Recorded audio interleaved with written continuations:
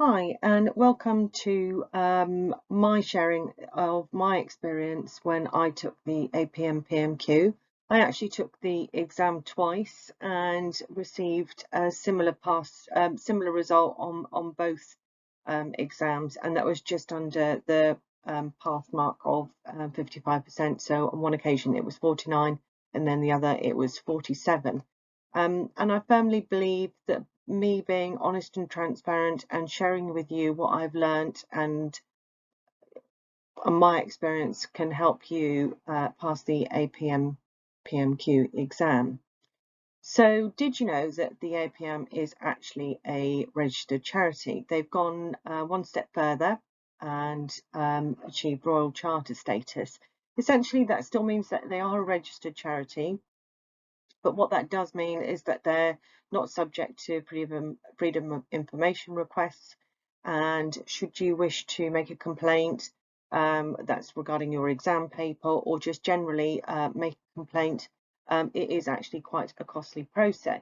So as you can see, these are the items that I've learned along the way, and I'm going to share with you. So as we know, they're not open and transparent about publishing their national pass and failure rates for the APM PMQ qualification, and also the changes that were brought about in just recently with Box 7 have actually increased the level of failures with the APM PMQ.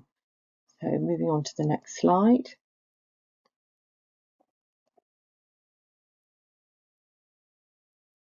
Okay, so these are actual figures that I have extracted from their APM accounts for 2021, and we can see that just under 17,000 exams were delivered nationally, and that's higher than pre-pandemic.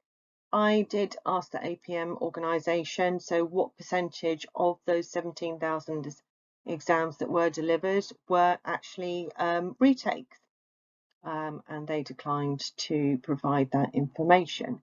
As you can see, as a charity, they are growing year on year with the profit that they are gaining from delivering the exams. So these are the learning outcomes. So when you have taken the exam, these documents are shared with you as a candidate. So I am going to be absolutely honest and transparent and share these with you. This is probably one of the first times that documents like this will have been seen, but in the interest of being open and transparent and sharing, I'm going to show these with you, because essentially, you know, project management and the theory behind it doesn't change. But what is not clear is what is actually on the exam. So you can see that it's broken down into learning outcomes and topic areas. And on the exam, it's a two-part question. So one is 30 marks and one's 20 marks.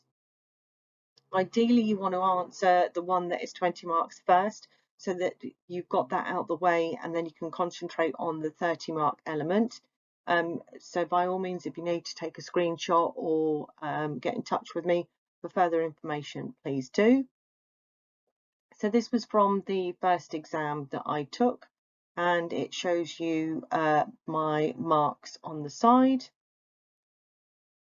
This is from the second exam I took, and I achieved a score of 47%, and where I fell down, I got slightly under the 20 level, was risk and issue management in the context of project management and understanding communication within project management. Again, this helps you see what areas and learning sort of outcomes the exam is focusing on, and it helps you focus your revision for when you're going to be taking your exam.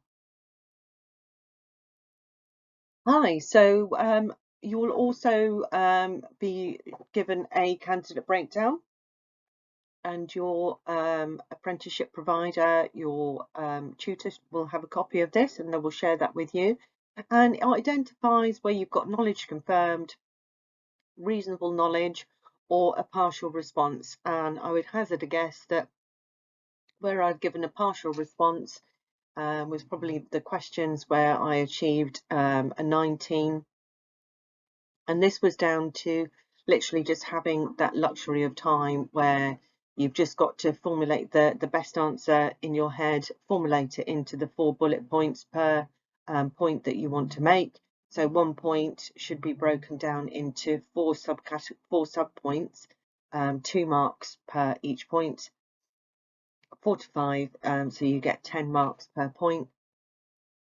You're going to need on average 10 points for a 20-mark question, and then for 30 you're going to need at least 15 points for that question to cover that learning outcome.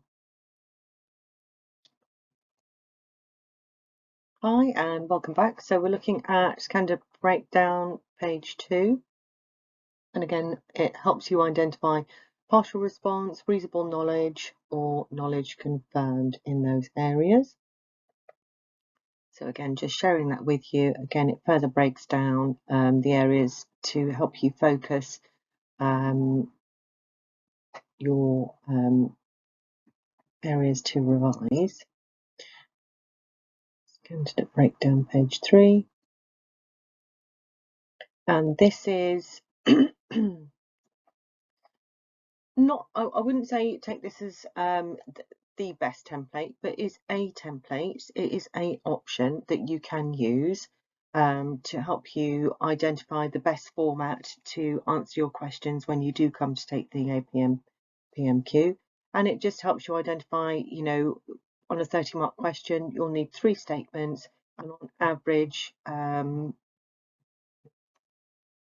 12 to 20, anything between sort of 12 and 20 points. And then for a 20-mark question, 2 main statements with at least 4 bullet points underneath.